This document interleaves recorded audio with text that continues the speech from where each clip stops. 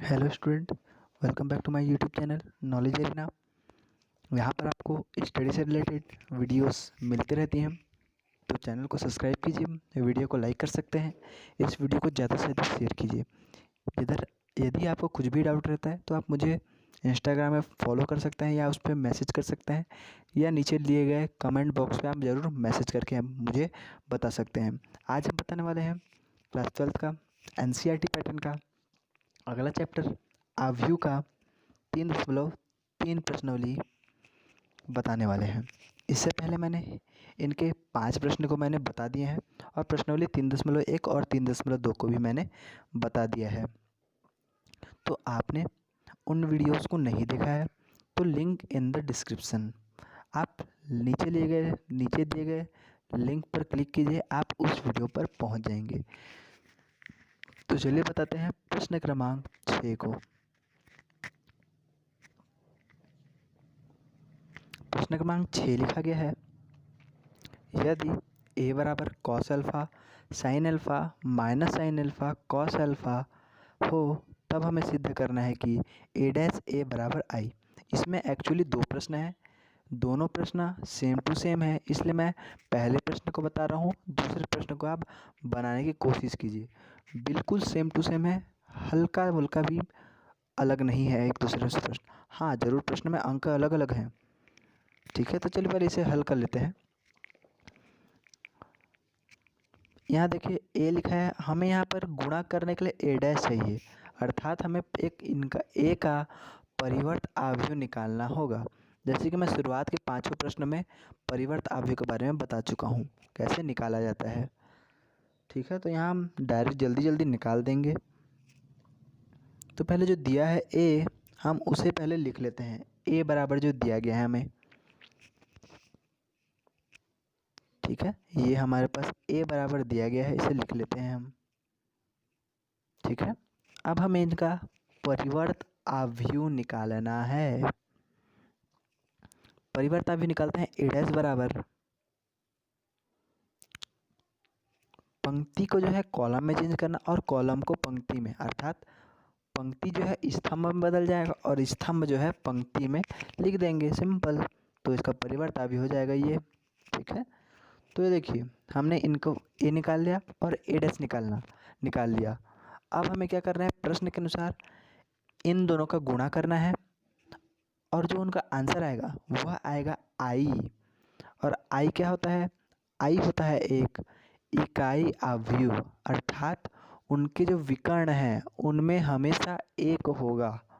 वो कितने भी कोटि का आव्यूह हो सकता है, यदि 2 कोटि का आव्यूह है तो उसमें विकर्ण में 2 एक होंगे। ठीक है, चलिए गुणा करते हैं। ए डैश पहले लिख लेते हैं, क्या है, A dash cos alpha minus sine alpha sine alpha और कॉस अल्फ़ा। अब ए को लिख लेते हैं, ए है cos alpha sine alpha minus sine alpha cos alpha. ठीक है, अब हमें क्या करना है, इन दोनों का गुणा कर देना है, सिंपल सा। गुणा का मैंने वीडियो ऑलरेडी बना चुका हूँ, तो मैं यहाँ पर जल्दी जल्दी गुणा कर लेते हैं। फिर मैं बता देना चाहता हूँ कि जो पहला पंक्ति का गुणा जितने भी स्तंभ है उनसे होगा, दूसरे पंक्ति का भी जितना भी स्तंभ है उनसे होगा। तो चलिए गुणा कर लेते हैं। कॉस का गुणा होगा कॉसी से, ऋण साइन का गुणा होगा ऋण साइन तो से, तो ऋण ऋण का तो हो जाएगा धन, तो धन साइन स्क्वायर अल्फा। ठीक है, कॉस का गुणा कॉस से हुआ, साइन का गुणा साइन से हुआ। अब ये कॉस का गुणा होगा इन दोनों के साथ, अर्थात कॉस का गुणा होगा साइन के साथ और ऋण साइन अल्फा का गुणा होगा कॉस अल्फा के साथ। ठीक है, ऋण साइन अल्फा का गुणा होगा कॉस अल्फा के साथ। यहाँ लगना तो चाहिए धन चिन्ह, लेकिन लगेगा ऋण, क्योंकि साइन अल्फा में ऋण है। ठीक है, तो ये साइन अल्फा का गुणा हो जाएगा कॉस अल्फा के साथ। तो चलिए लिख लेते हैं साइन अल्फा कॉस अल्फा। ठीक है, अब पहला पंक्ति का काम हो गया। अब हम करेंगे काम दूसरे पंक्ति का। दूसरी पंक्ति का गुणा पहले स्तंभ से करेंगे तो साइन का गुणा हो जाएगा कॉस से, तो क्या हो जाएगा साइन अल्फा कॉस अल्फा।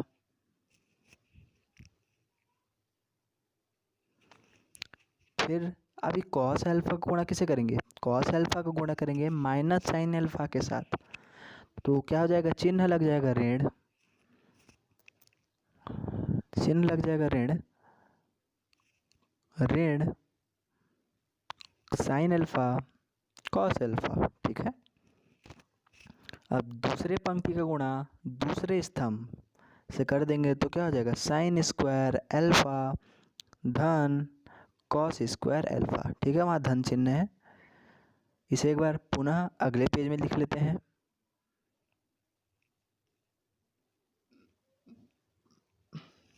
तो चलिए हमने लिख लिया। अब आप जानते होंगे cos square theta plus sine square theta बराबर 1 होता है। क्लास 11th में पढ़ाई होगा, 10वीं 9वीं से आप पढ़ते आ रहे हैं। ठीक है, तो cos square theta plus sine square theta बराबर 1 होता है, तो वहाँ 1 लिख लेते हैं। और यहाँ पर आप देखेंगे साइन कॉस तो आपस में कट जाएंगे, वो हो जाएगा 0। यहाँ पर देखिए साइन कॉस है, यहाँ भी साइन कॉस है, तो ये भी आपस में कट जाएंगे 0। और ये क्या हो जाएगा साइन स्क्वायर अल्फा धन कॉस स्क्वायर अल्फा बराबर 1। ठीक है, ये हमने लिख लिया। अब देखिए ये देखिए इनके विकर्ण में 2 ठो 1 हैं, तो यह क्या हो गया एक विकर्ण अवयव के साथ साथ एक इकाई अवयव हो गया। तो यहाँ से हम सिद्ध हो गया कि a डैश a बराबर i। ठीक है, इसी प्रकार से दूसरा प्रश्न भी है। दूसरा प्रश्न भी सेम टू सेम है, बस साइन की जगह कॉस और कॉस की जगह साइन कर दिया गया है, ज़्यादा चेंजेस नहीं है। तो बिल्कुल सेम टू सेम होगा। आपको डाउट है तो कमेंट कीजिए या मुझे इंस्टाग्राम पे मैसेज कर सकते हैं। ठीक है, बिल्कुल सेम। चलिए अगला प्रश्न। अगला प्रश्न में भी 2 प्रश्न दिए गए हैं हमें। इसमें से पहला प्रश्न में लिखा गया है ए को हमें सममित अवयव बताना है और दूसरे प्रश्न में विषम सममित अवयव को हमें बताना है। ठीक है, चलिए पहला प्रश्न को आप बना लेते हैं, उसके बाद दूसरे प्रश्न की ओर ध्यान देंगे। तो पहला प्रश्न को हमें सममित अवयव बताना है। ठीक है, सममित अवयव क्या होता है ये पहले जानना जरूरी है ना। पहला हम जानते हैं कि सममित अवयव क्या होता है, हम जानते हैं अवयव ए बराबर होता है ए डैश, अर्थात अवयव ए जो है उनके परिवर्त अवयव है ना, अवयव ए अपना परिवर्त निकालेगा तो वह उसके बराबर होता है, अर्थात ए बराबर ए डैश अपने परिवर्त अवयव के वह बराबर कहलाएगा। ठीक है, तो चलिए देखते हैं ए डैश के बराबर है, अर्थात यह एक सममित अवयव है या नहीं। चलिए पहले ए को लिख लेते हैं। ए है हमारा 1 ऋण 1 5 ऋण 1 5 2 3 1 और 1। ठीक है, ये हमारा ए। चलिए ए डैश निकालते हैं अर्थात परिवर्त, तो पंक्ति जो है स्तंभ में चेंज हो जाएगा, तो ये हो जाएगा 1 ऋण 1 5 और दूसरा पंक्ति दूसरा स्तंभ 1 ऋण 1 2 1 और तीसरा पंक्ति तीसरा स्तंभ 5 1 3 हो जाएगा। तो आप यहाँ पर देख सकेंगे कि जो अवयव ए है वह ए डैश के बिल्कुल सेम है, डिट्टो बिल्कुल बराबर है। तो यहाँ से हम कह सकते हैं कि जो दिया गया जो अवयव है ना अवयव ए, वह एक प्रकार का सममित अवयव है, उसी को हम शब्दों में लिख लेते हैं। अतः अवयव ए एक सममित अवयव है। ठीक है, उसी प्रकार से दूसरा प्रश्न में हमें बताना है कि वह एक विषम सममित अवयव है।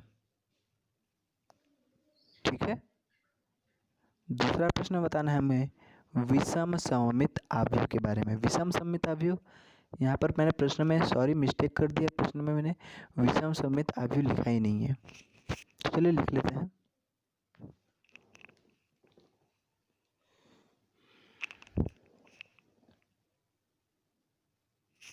चलिए दूसरा प्रश्न में हमें बताना है विषम सममित अवयव के बारे में। विषम सममित अवयव बराबर क्या होता है? विषम सममित अवयव में होता है ए का जब हम परिवर्त बनाते हैं ना, तो वह उसके ऋणात्मक के बराबर हो जाता है, अर्थात ए डैश बराबर होता है ऋण ए। यहाँ पर मैंने थोड़ा गलत लिख दिया क्या? हाँ जी, बिल्कुल यहाँ मैंने गलत लिख दिया है। ए डैश बराबर ऋण एक होता है। चलिए इसे सुधार लेते हैं पहले।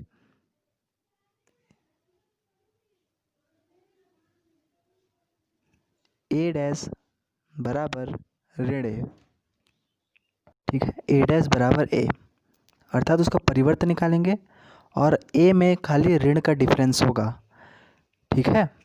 चलिए तो पहले हम ए को लिख लेते हैं। ए है हमारा 0 1 ऋण 1 ऋण 1 1 0 1 और ऋण 1, ठीक है। तो इसका हम ए डैश निकाल लेते हैं। चलिए ए डैश निकाल लेते हैं इसका।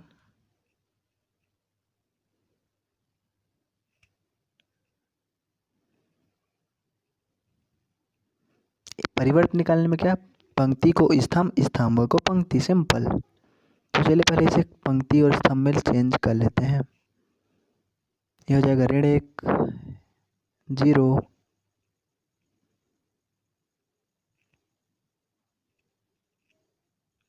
तो मैंने लिख लिया। विषम सममित अवयव से आप क्या समझ रहे हैं? विषम सममित अवयव का अर्थ होता है ऋण ए बराबर ए, ठीक है। मतलब ऋण ए बराबर उसका परिवर्त अवयव, अर्थात जहाँ एक है तो वहाँ ऋण एक हो जाएगा, मतलब चिन्हों का परिवर्तन होते रहेगा। देखिए यहाँ पर एक है तो वहाँ ऋण एक हो गया। तो इस प्रकार हम कह सकते हैं कि ए बराबर है ए डैश होगा, लेकिन आप देखेंगे कि ए डैश में जहाँ धनात्मक चिन्ह है वहाँ पर ए में धनात्मक चिन्ह नहीं है, ठीक है। तो ये एक तरीका है विषम सममित अवयव ज्ञात करने का। और एक तरीका है कि उसके जो विकर्ण होते हैं ना अवयव, उस अवयव का विकर्ण हमेशा 0 0 0 होगा। जैसे कि आप इस प्रश्न में भी देख सकते हैं 0 0 0 है उनके विकर्ण, है ना। तो आप यहाँ से कह सकते हैं कि वह विषम सममित अवयव है। लेकिन ऐसा सममित अवयव में नहीं होता, उसका विकर्ण 0 0 0 नहीं होता है, ठीक है। प्रश्न क्रमांक 8, अवयव ए में के लिए सिद्ध कीजिए। अवयव ए दिया है, उन्हें हमें सिद्ध करना है कि पहला प्रश्न एक सममित अवयव है, दूसरा प्रश्न एक विषम सममित अवयव है। इसमें हमें ए और उसका परिवर्त अवयव की आवश्यकता होगी। तो चलिए हल करते हैं।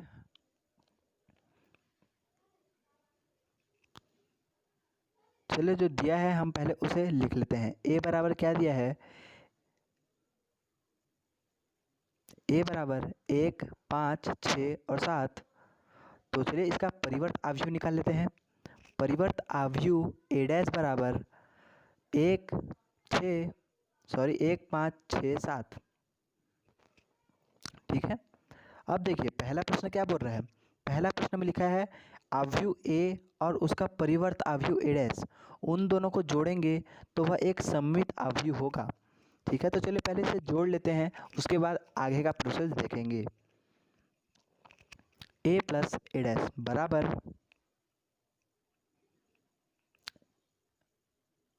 ए को लिख लिया हमने, चलिए ए डैश को लिख लेते हैं 1 6 5 और 7। तो चलिए जोड़ लेते हैं इसे। एक और एक कितना होता है? 2, एक और एक 2, 5 6 11, 6 5 11, 7 7 14, ठीक है। ये हो गया, हमने ए प्लस ए डैश निकाल लिया। और प्रश्न में क्या पूछा गया है? ए प्लस जो ए डैश है वह एक सममित अवयव है। प्रश्न में क्या पूछा गया है? एक सममित अवयव है। और सममित अवयव का अर्थ क्या होता है? जिसका भी हमें सममित अवयव निकालना होता है उसका हम परिवर्त निकालते हैं, है ना।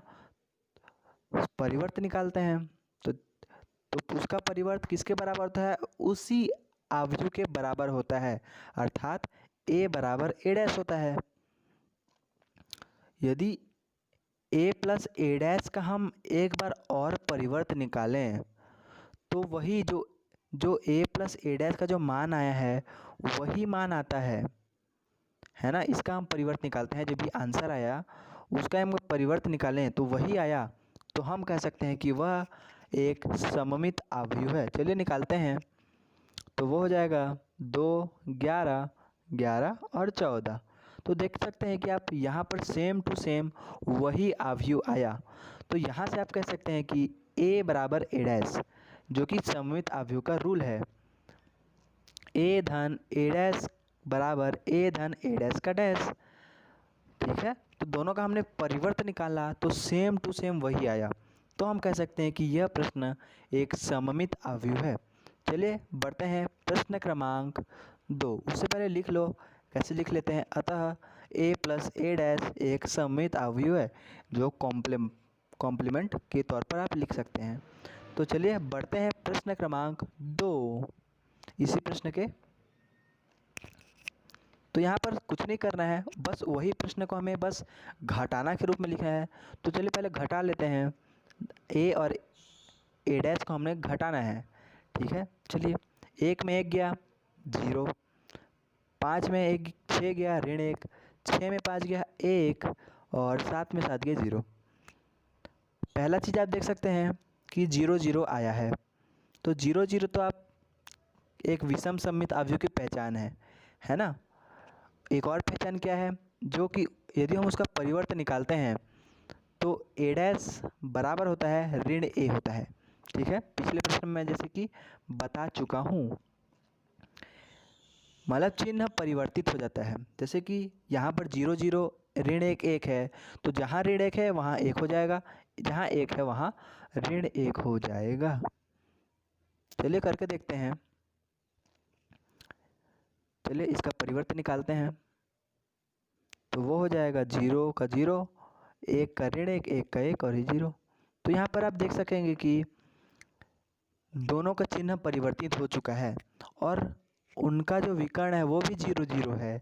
तो यहाँ से आप कह सकते हैं कि यह जो अवयव है, मतलब a ऋण a डैश, वह एक विषम सममित अवयव है। तो लिख लेते हैं। अतः यह एक विषम सममित अवयव है। तो ये हो गया आंसर इस प्रश्न का। चलिए बढ़ते हैं प्रश्न क्रमांक अगला प्रश्न है प्रश्न क्रमांक 9। यदि a बराबर दिया हुआ है, पढ़ सकते हैं आप 0 a b ये सब, तो ज्ञात कीजिए हमें 1/2 a प्लस a डैश और 1/2 a ऋण a डैश। तो सबसे पहले आपको इसका परिवर्त अवयव ज्ञात करना होगा। तो चलिए लिख लेते हैं हल। जो दिया है उससे पहले लिख लेते हैं। a दिया है तो पहले हम a को लिख लेते हैं।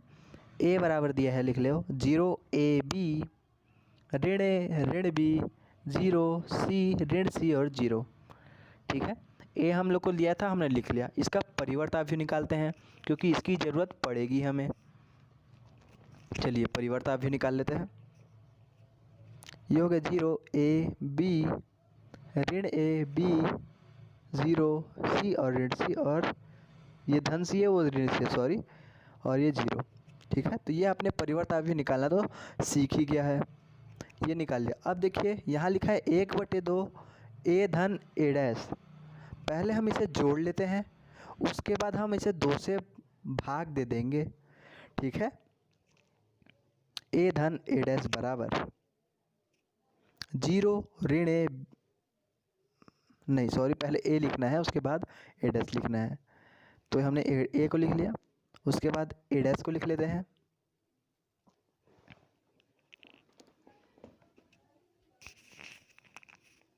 a b 0 ऋण c और 0।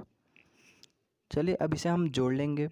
तो जोड़ने पर आप देखेंगे कि ये सभी के सभी 0 0 0 आ जाते हैं, है ना। आप करके देख लीजिएगा, क्योंकि ये 0 0 सभी के सभी 0 आ जाते हैं। ये मैंने वीडियो रिकॉर्ड कर लिया है, बस इसमें वॉइस ओवर कर रहा हूँ मैं। देखिए 0 0 आप हल करके देख सकते हैं। ऋण 1 धन 1 ये भी 0 हो जाएगा, 0 का 0 हो ही जाएगा। c ऋण c 0, ऋण बी धन बी जीरो, जीरो और जीरो। ठीक है, तो हमने ए धन ए डैश निकाल लिया और हमें क्या निकालना था, सभी को 2 से भाग देना था।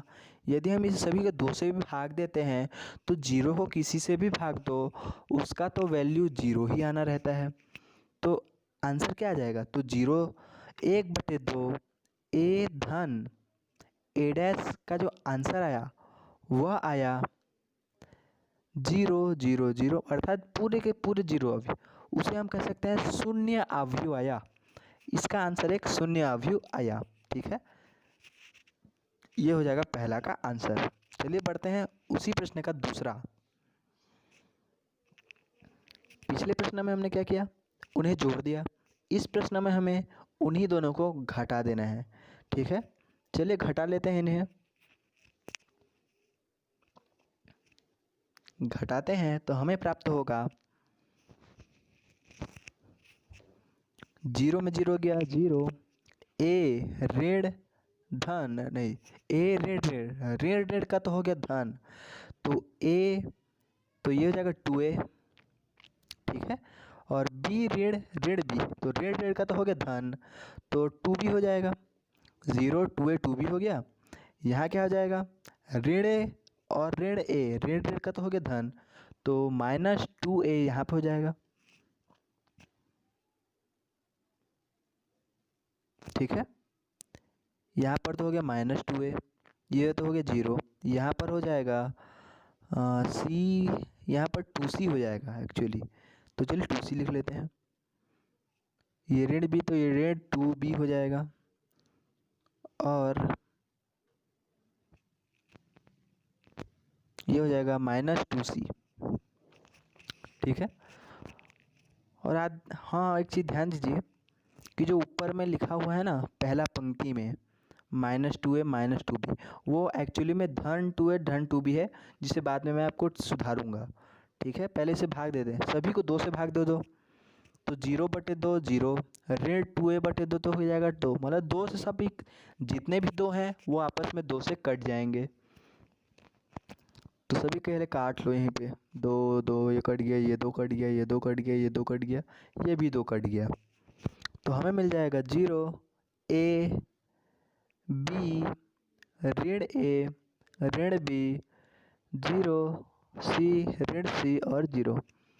ठीक है, तो ये हो जाएगा इस प्रश्न का आंसर।